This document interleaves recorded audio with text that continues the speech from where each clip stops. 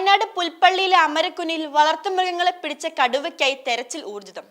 കടുവയുടെ കാൽപ്പാട്, കടുവ കിടന്ന സ്ഥലം എന്നിവ കണ്ടെത്താനാണ് ശ്രമം.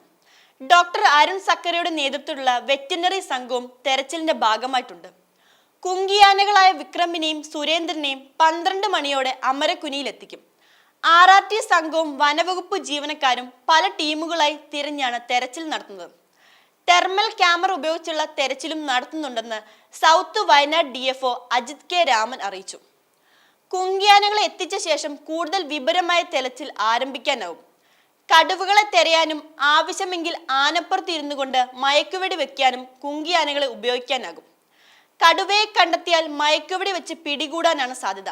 പലയിടത്തായി സ്ഥാപിച്ച ക്യാമറ ട്രാപ്പുകൾ വിശകലനം ചെയ്താകും RRTയുടെ പരിശോധന. കടുവയെ കണ്ടെത്തുകയും ഉചിതമായ സാഹചര്യം ഉണ്ടായാൽ മയക്കുവെടി വെച്ച് പിടികൂടും. അവശനായ കടുവ വീണ്ടും ഇര തേടി വരുമെന്ന പ്രതീക്ഷയിൽ 2 ഇടത്ത് വനവകുപ്പ് കൂടൊരുക്കി നിരീക്ഷിക്കുന്നുണ്ട്. പ്രദേശം വിട്ട് കടുവ ഇതുവരെ പോയിട്ടില്ല. കടുവ പിടുത്തം വൈകുന്നതിൽ നാട്ടുകാർ പരിഭവപ്പെടുന്നുണ്ട്.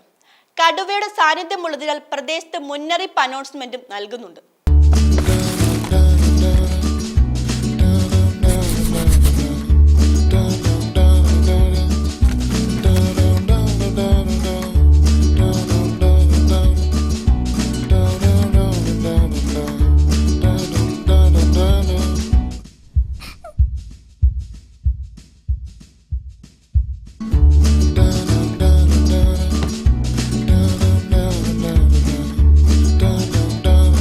സംസ്കാരശുദ്ധിയുള്ള വിദ്യാഭ്യാസത്തിന്റെ ചവിട്ടുപടിയിൽ നിങ്ങൾക്കൊപ്പം ശ്രീ ഗോകുലം എഡ്യൂക്കേഷണൽ ഇൻസ്റ്റിറ്റ്യൂഷൻസ്.